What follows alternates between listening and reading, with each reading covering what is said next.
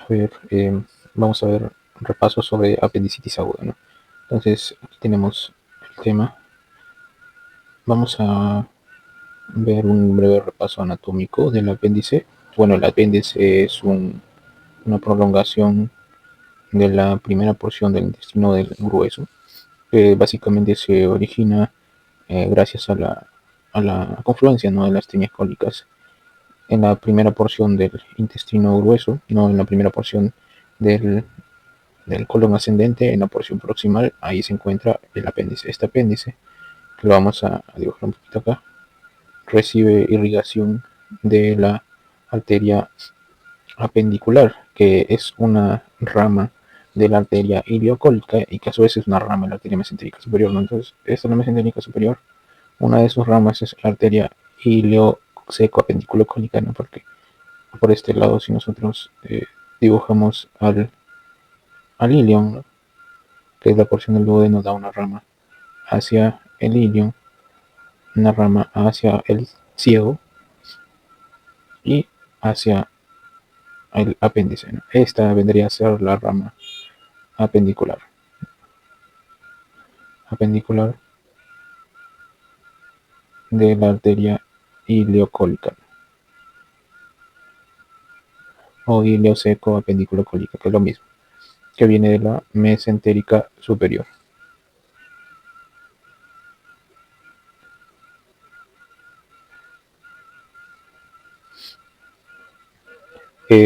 Este tiene también a su vez un drenaje, ¿no?, un drenaje venoso que se dirige hacia el sistema porta, y posteriormente pues tiene un drenaje hacia el hígado, ¿no? Este detalle anatómico es importante porque muchas veces, como vamos a ver más adelante, el drenaje venoso del apéndice tiene mucho que ver con una de las complicaciones, que es la pileflebitis portal, ¿no? Porque es una transmisión de patógenos por vía ascendente a través de la irrigación portal, ¿no? Entonces vemos que a través del sistema porta tiene comunicación directa con el hígado, ¿no? Con el hígado. La principal, digamos, etiología de la apendicitis, ahora ya nos vamos a enfocar en la etiología, depende del grupo etario, ¿no? Si estamos hablando de adultos, o si estamos hablando de niños, ¿no?, adultos, o si estamos hablando de niños. En el caso de los adultos, básicamente es por la obstrucción de la base del apéndice con un coprolito, mientras que es una solidificación de las heces, ¿no?, que se impactan a nivel de la base del apéndice, mientras que en el caso de los niños, básicamente es por un aumento de los ganglios linfáticos periapendiculares, que son básicamente conocidos como los folículos de Raux, ¿no? Y a esto se le conoce como una hiperplasia linfoide. Por otro lado, no son las únicas causas. También tenemos que otras causas, ya digamos secundarias, que podrían originar una apendicitis, es por ejemplo la obstrucción por parásitos. Aquí básicamente recordar dos: los oxiuros y Trichuris trichura.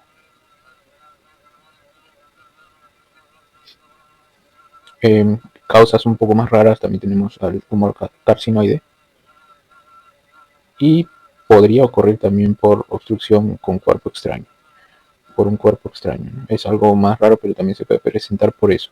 En general todo es porque a nivel de la base del apéndice no es donde ocurre una obstrucción. Ahora vamos a ver las fases de la apendicitis. La apendicitis, a su vez, la vamos a dividir en cuatro fases, ¿no? En las cuatro fases tenemos la fase congestiva, supurada, necrosada y perforada. La fase congestiva, o también denominada catarral, aquí ocurre en qué tiempo va a ocurrir, ¿no? El tiempo que ocurre la fase congestiva es entre las 4 primeras 6 horas. 4 a 6 primeras horas, ¿no? Esto se produce porque al obstruirse la base del apéndice, también hay una obstrucción de los vasos, tanto venosos como de la vía linfática. Entonces esto genera un aumento del volumen de la base del apéndice y por tanto del apéndice en general, y tiene una clínica un poco inespecífica. Pasa que como se está inervando fibras de tipo C, que son fibras que inervan básicamente el peritoneo visceral, que es el peritoneo que está adyacente, ¿no?, a la víscera. Son fibras que transmiten información inespecífica y por lo tanto es un dolor inespecífico, es un dolor visceral, es un dolor generalizado, ¿no? Un dolor generalizado. Ojo, aquí todavía no hay abdomen en tabla, sino que es un dolor profuso y que se acompaña también, bueno, esto es como es una activación del sistema nervioso simpático, se acompaña también de, de la hiporexia y náuseas y vómitos. La fase supurada, o también llamada flegmonosa,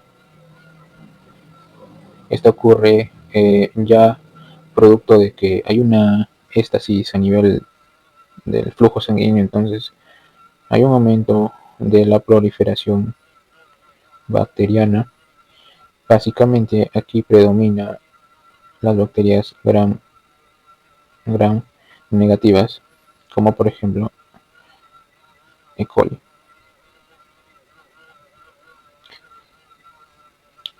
Como ahora el volumen de la víscera ya hace que se produzca un contacto con el peritoneo visceral, ahora hay una inervación o una estimulación con las fibras tipo A que te genera un dolor localizado, ¿no? Y te, a esto se le denomina que es un dolor parietal, ¿no?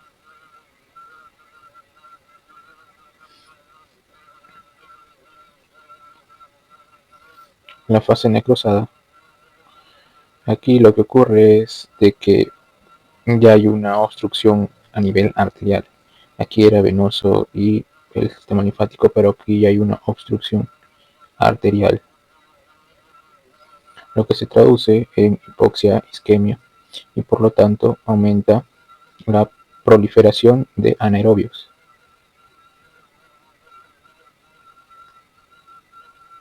Hay aumento de reactantes de la fase aguda y por lo tanto hay fiebre, ya hay leucocitosis, hay aumento del PCR. En la fase perforada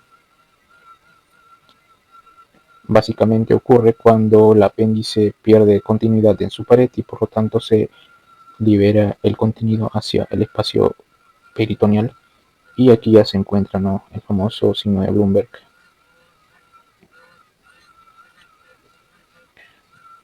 Esta colección, este producto de la perforación, puede haber colecciones de pus, ¿no?, y formar abscesos o plastrones, además de una peritonitis marcada. De estas cuatro fases vamos a notar que la fase necrosada y la fase perforada ya son fases complicadas. Estamos hablando de una apendicitis complicada. A ver, muy bien. Vamos a continuar entonces con la cronología de Murphy, que básicamente consiste en la evolución natural de los síntomas. Entonces habíamos visto anteriormente en las fases de la apendicitis que el aumento del volumen, ¿no?, del apéndice generaba una irritación primero del peritoneo adyacente, que es su peritoneo visceral, ¿no? Y ese peritoneo visceral tiene inervación eh, de fibras tipo C, de fibras tipo C. Estas fibras de tipo C habíamos visto que tenían eh, característicamente que son inespecíficas y que tienen, pues, eh, inervación directa de la parte del sistema nervioso simpático. Entonces, inicialmente, esta estimulación de fibras de tipo C simpáticas va a generar que disminuye el apetito, ¿no? Hay una hiporexia, también el aumento de las náuseas y vómitos, y también un dolor difuso. Habíamos visto, no es algo específico el dolor, pero generalmente se ubica a nivel del epigastrio, un dolor epigástrico, ¿no? digamos que después de que ya hay un contacto estrecho de la víscera con el peritoneo eh, parietal, a este nivel ya estamos encontrando, este sería el peritoneo parietal, estamos encontrando las fibras de tipo A. Estas fibras de tipo A ya llevan una información localizada, ¿no? Te genera un dolor más localizado, un dolor localizado. Eh, y además vas a encontrar lo que el aumento de volumen del apéndice ha generado, ¿no? Ya hay una obstrucción de la irrigación arterial y por lo tanto disminuye el aporte de oxígeno al tejido, hay necrosis, hay aumento entonces de los reactantes de fase aguda de la inflamación y por lo tanto hay fiebre, ¿no? Hay fiebre. Y ya laboratorialmente vas a encontrar lo que es la leucocitosis, el aumento del PCR, ¿no?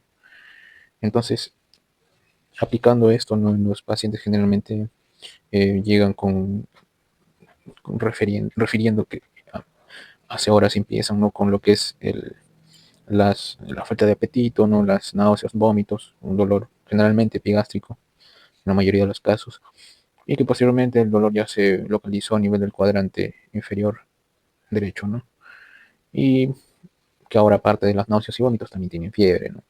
Entonces esa es, digamos, la anamnesis que generalmente refieren, se arma, ¿no? Con los pacientes que tienen una probable apendicitis. En ese orden de síntomas ya te sugiere que estás sufriendo una probable apendicitis.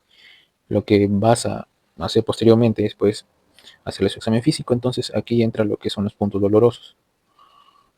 Los puntos dolorosos que son ubicaciones, ¿no? A nivel del abdomen que vas a poder palpar para poder determinar que efectivamente hay una respuesta dolorosa dependiendo de la ubicación del dolor. Mira, entonces acá tenemos este punto que sería el borde superior anterior eh, de la cresta ilíaca, ¿no? Anterior derecho. Este es el lado derecho, pero este es el lado izquierdo. Y acá tenemos el ombligo, ¿no? Se forma una línea entre la espina ilíaca anterior superior derecho con el ombligo. Se arma una línea imaginaria y dividimos en tres tercios, ¿no? Un tercio acá, un tercio aquí y un tercio acá. ¿No? Es una división imaginaria. El primer punto que une el tercio medio, que sería este, ¿no? Este es el tercio medio, con el tercio externo, y ahí ubicamos el primer punto. Este es el punto de McBurney. Entonces ahí el paciente se acuesta y presiona. Dolor, respuesta dolorosa es el punto de sensibilidad que te está indicando que estás frente a una probable apendicitis y que la ubicación de ese apéndice es una ubicación adyacente al ciego, es una ubicación paracecal.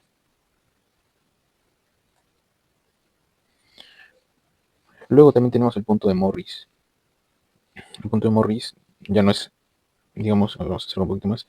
Tenemos el tercio medio con el tercio interno, ¿no? A este nivel tenemos el punto de Morris. Y aquí el punto de Morris básicamente te indica que estás frente a un apéndice que tiene una ubicación adyacente al ilio, entonces una ubicación parailial. También tienes el punto de Lanz. Aquí el punto de Lanz, vamos a escoger otro color. Ya.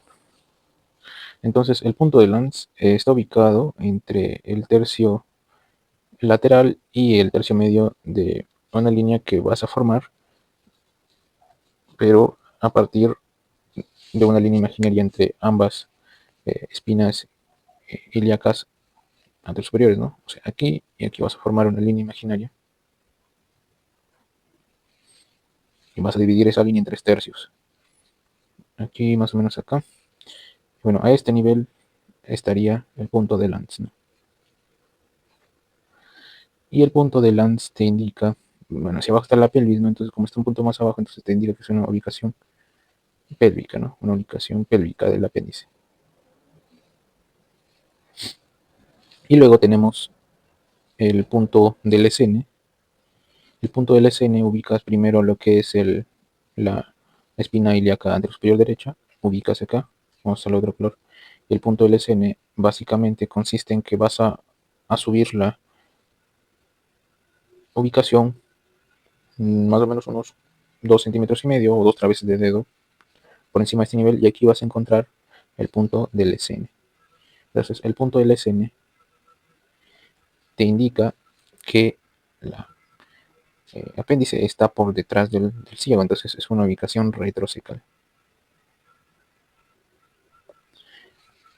Esto obviamente lo vas a percibir al momento de palpar, donde hay la respuesta dolorosa, el dolor más, o la respuesta más intensa, pues probablemente estarías sospechando de a qué nivel se estaría encontrando el apéndice que se encuentra inflamada, ¿no?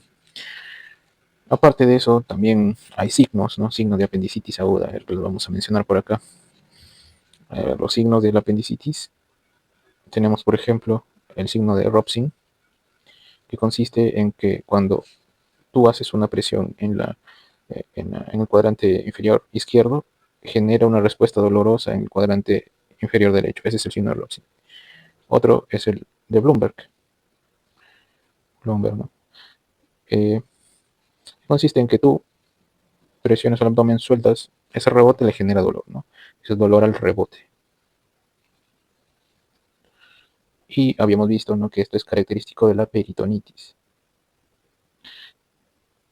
Y ojo, a la peritonitis generalmente ocurre después de las 24 horas de inicio del cuadro. No siempre, pero es lo más frecuente. El signo del iliopsoas, que consiste en que hay un dolor en el cuadrante inferior derecho cuando la persona está en decúbito lateral, no, o sea, es la persona, no le dices, a ver, acuéstese un ratito de lado, y vas a provocarle que eh,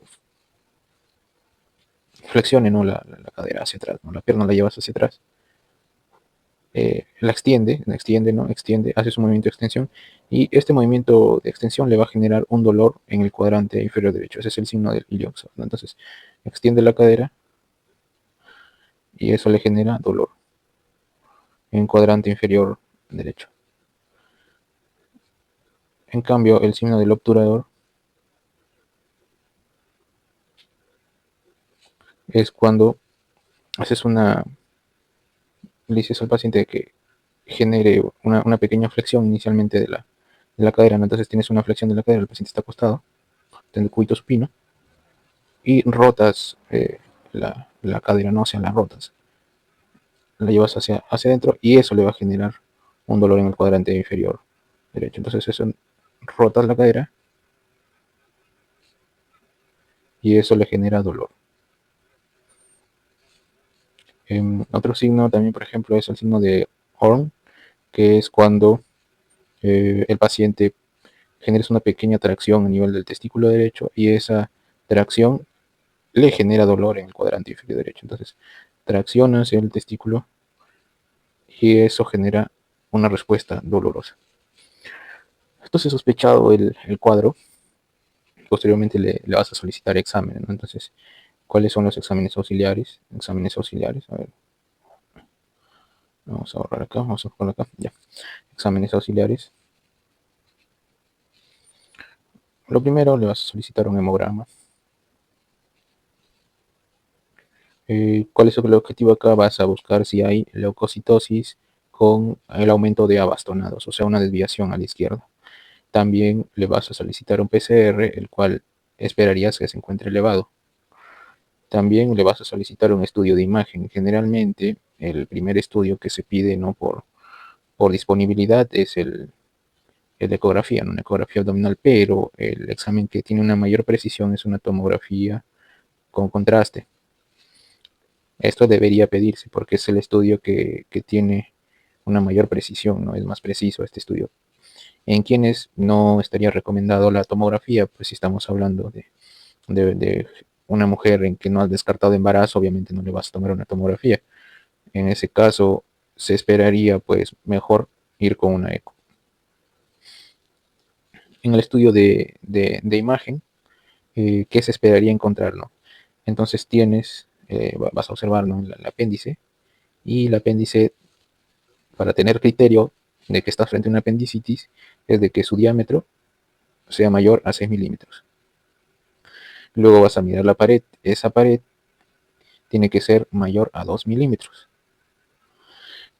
Vas a observar también si alrededor hay líquido libre.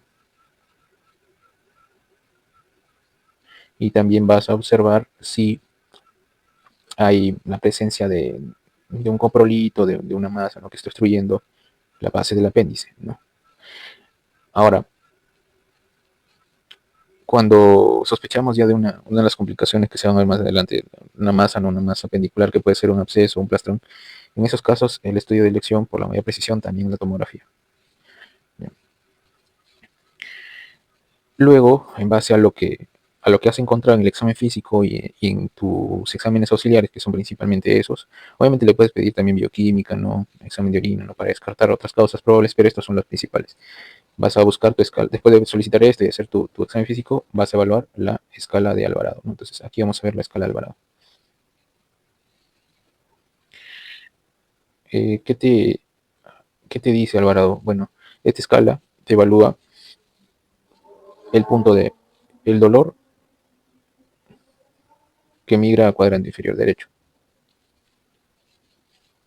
Te mide también la sensibilidad en el cuadrante inferior derecho. O sea, uno es que migre y otro es que el dolor a su vez esté en el cuadrante inferior derecho, ¿no? Vamos a poner que migra mejor ya. Migra. Ya, por la cronología de Murphy, ¿no? Inicialmente en epigastrio y luego en el cuadrante inferior derecho, ya. Eso te da un punto. Que el dolor esté localizado en el cuadrante inferior derecho te da 2 puntos. Que luego el examen físico haya un rebote Bloomberg positivo en el cuadrante inferior derecho, eso te da un punto más. Para cuestiones prácticas, generalmente ya el ubicarse en el cuadrante inferior derecho ya aproximadamente te va a dar 4 puntos. Uno porque migra, uno porque el dolor está allí y otro porque hay un rebote positivo en el cuadrante inferior derecho. Hasta ahí van 4 puntos. Luego te vas con los síntomas este, de la estimulación de las fibras tipo C, ¿no? Ahí que estaba la hiporexia, no la anorexia o hiporexia. Estaban las náuseas y los vómitos. Estos, cada uno de ellos te va a dar un punto. Luego también tienes ya la leucosis, bueno, el aumento de la fiebre, el aumento de la temperatura, también te da un punto. Y luego lo que te dicen tus exámenes auxiliares, básicamente tu hemograma, lo que te dice tu hemograma. Si al chequear el hemograma ves que hay leucocitosis y aparte hay desviación a la izquierda, la leucocitosis te da 2 puntos y la desviación a la izquierda te da un punto. Sumado, vamos a ver de que esto te da una escala del 1 al 10. Del 1, vamos acá a ponerlo en todo caso así, de 1 a 3 puntos, de 4 a 6 puntos y de 7 a 10 puntos. Esto te dice la probabilidad de que sea una apendicitis. Si al sumar el puntaje ves que te sale de 1 a 3 puntos, probablemente no sea una apendicitis. Hay que echarse a buscar otras causas. De 4 a 6 puntos es que necesitas un estudio de imagen, ¿no?, para que te dé más lucidez. Ya habíamos visto que la TAC era la principal, eh, tomando en cuenta de que no sea ni una gestante ni una mujer en edad fértil. Y si es de 7 a 10, es muy probable que sea una apendicitis y aquí se sugiere pues proceder con la apendicectomía. Ahora, si por ejemplo te salió de 4 a 6 pero no tienes una tomografía disponible, no hay un estudio de imagen, entonces en ese caso se espera unas 12 horas y ya luego después de eso se evalúa con un nuevo hemograma para ver si aumenta el puntaje y pues te da una sospecha más fuerte de la apendicitis, ¿no? Ahora, ya te salió que es una apendicitis quirúrgica. Entonces, ¿ahí qué se va a hacer? Pues el tratamiento básicamente va a ser eso, pues, ¿no? Una apendicectomía. Entonces, por acá vamos a ir con el tratamiento. El tratamiento va a ser una apendicectomía.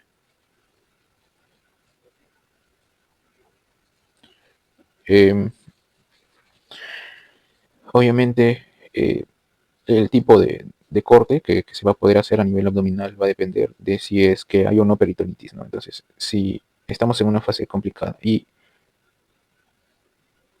hay peritonitis, entonces se prefiere hacer una incisión lineal, ¿no?, por debajo del ombligo para poder hacer la incisión. Pero si no hay peritonitis, entonces se hacen unas incisiones oblicuas o transversas, como es, por ejemplo, la incisión de McBurney, que es una incisión oblicua, o la incisión de Rocky Davis, que es una incisión transversa, ¿no?, si es que no hay peritonitis. Ahora, el detalle es que hay peritonitis aparte, se tiene que cubrir también pues con manejo antibiótico.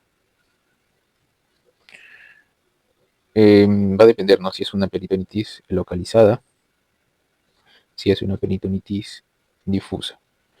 Si es una peritonitis localizada, lo que se hace es la apendicectomía más una limpieza de drenaje, ¿no?, de la cavidad más antibiótico terapia. Pero si es una peritonitis difusa, es una apendicectomía más un lavado de cavidad más la antibiótico terapia. La diferencia está aquí en que si es localizada se hace drenaje, pero si es difusa se hace lavado. Bueno, en el caso de masas, por ejemplo, ya estaríamos hablando del plastrón y del absceso. Pues básicamente en ambos se debe diferir la apendicectomía. Pero en el caso del plastrón, en el caso de masas, vamos a poner acá masas. Las masas que te pueden dar son de dos tipos, el plastrón o el absceso, ¿no? El plastrón solamente se maneja con antibiótico, pero el absceso tienes que, aparte del antibiótico, drenarnos un drenaje percutáneo de la pus que está acumulado. Drenaje percutáneo. Y bueno, básicamente para finalizar mencionar, ¿no?, que las complicaciones en general lo vamos a poner a este nivel. Aquí, repito, las complicaciones.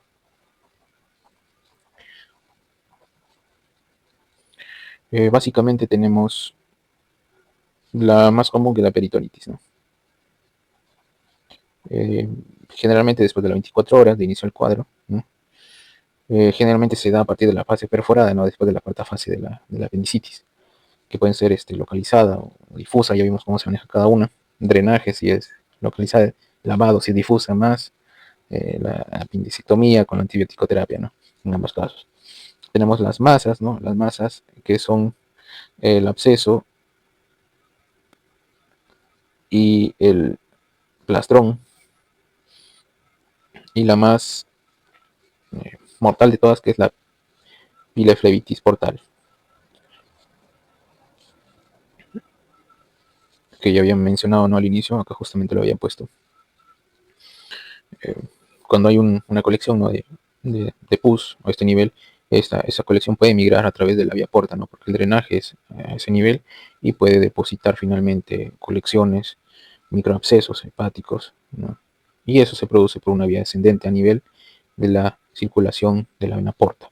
Es una complicación severa, grave, que ya necesita manejo multidisciplinario y es una causa importante de mortalidad en pacientes con apendicitis.